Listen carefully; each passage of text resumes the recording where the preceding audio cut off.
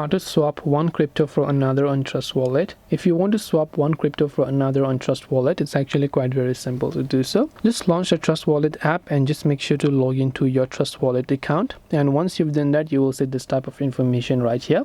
Now what you have to do is from here, what you need to do is simply go to this option called swap. Once you go to swap, you can go to hot tokens. These are currently some of the trending ones, but you can go to swap option and just select the source from which you want to swap from, right? So it could be Ethereum or whatever else, whichever source that you want. First select the source and select the network.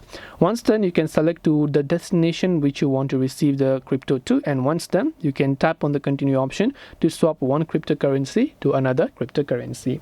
This way you'll be able to swap one crypto for another on Trust Wallet. I hope that this video helped you. If you have got any more questions, feel free to also leave them down in the comment section below. As always, thank you very much for watching and see you soon in the next video.